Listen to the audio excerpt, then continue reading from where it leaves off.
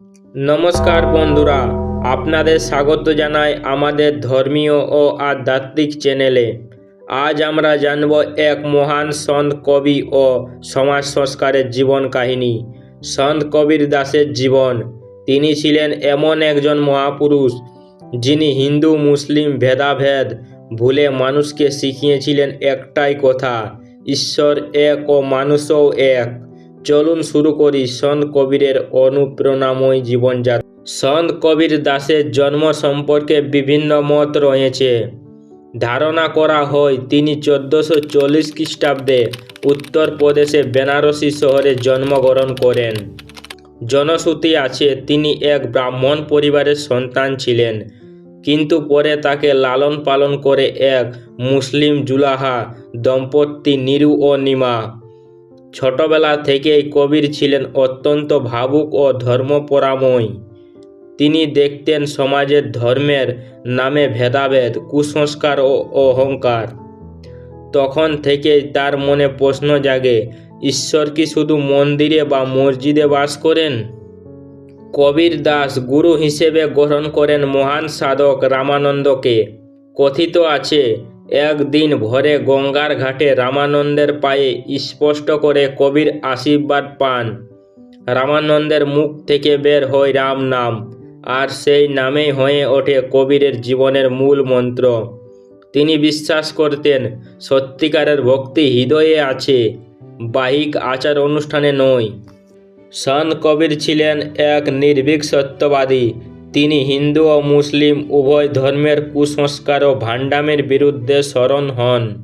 তিনি বলেছিলেন, মালা ফেরে জিহা ফেরে, ফেরে সবকা দেহ, মন না ফেরে আপনা, কাহা ফেরে সে নেহ। অর্থাৎ তিনি জপমালা ঘোরালেই হবে না, মনকে পরিবর্তন করতে হবে। তিনি বলতেন, না মন্দিরে না মসজিদে, ঈশ্বর আছেন মানুষের অন্তরে। এই কারণে অনেক ধর্মগুরু তার বিরোধিতা করেন, কিন্তু কবীর কখনো সত্য বলা বন্ধ করেননি। কবীর দাসের রচিত দোহাগুলো আজও মানুষের জীবনে আলো জ্বলায়। কাল করে সো আব করো, আজ করে সো আব, পর মে পড় লয়, হয়েগি বহুরি করেগা কব। অর্থাৎ আজকের কাজ কাল নয়, এখনই করো, কারণ সময় কারো জন্য অপেক্ষা করে না।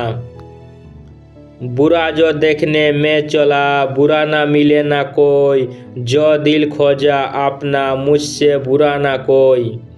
অর্থাৎ যখন নিজের অন্তর দেখি বুঝি আমি এই সবচেয়ে খারাপ, অন্যকে দোষারোপ নয়, আগে নিজেকে বদলাও।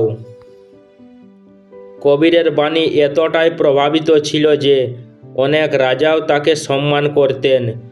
শোনা যায় দিল্লির সুলতান সিকন্দর লোডি কবীরকে পরীক্ষা নিতে চেয়েছিলেন, কিন্তু কবীরের অলৌকিক শক্তি ও সত্যবাদিতা দেখে তিনিও মুগ্ধ হন।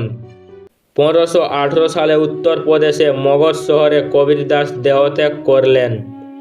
তার মৃত্যুর পর হিন্দু ও মুসলিমদের মধ্যে বিতর্ক শুরু হয়, কে তার দেহকৃত করবে। কিন্তু যখন চাদর সরানো হলো, সেখানে দেহের বদলে পাওয়া গেল ফুল। অর্ধেক ফুল হিন্দুরা দাহ করলেন, আর অর্ধেক মুসলমানরা কবর দিলেন। এই ঘটনাটাই প্রমাণ করে কবীর ছিলেন সব ধর্মের ঊর্ধ্বে। কবীরের শিক্ষা: 1. ঈশ্বর এক। 2. মানুষের মধ্যে ভেদাভেদ নয়। 3. অহংকার ত্যাগ করো। 4. মন থেকে ভক্তি করো। 5. সত্য ও প্রেমের পথে চলো। বন্ধুরা, সন্ত কবীর দাস আমাদের শিখিয়েছেন ধর্ম মানে ভালোবাসা, মানবতা, সত্য। আজও তার দোহা আমাদের জীবনে অলৌকিক করে। আমরা যদি তার শিক্ষা মেনে চলি, তাহলে সমাজে সত্যিই শান্তি আসবে। যদি আপনি সন্ত কবীরের শিক্ষা ভালোবাসে থাকেন, তাহলে ভিডিওটিতে লাইক করুন, শেয়ার করুন এবং আমাদের চ্যানেলটি সাবস্ক্রাইব করুন।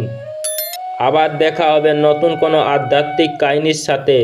জয় হোক সত্যের, জয় হোক মানবতার। যদি কবীর সম্পর্কে আরও কিছু জানতে চান তো কমেন্টে অবশ্যই লিখবেন। আমি পরের ভিডিওটিতে আরও বিস্তার সহ আলোচনা করব।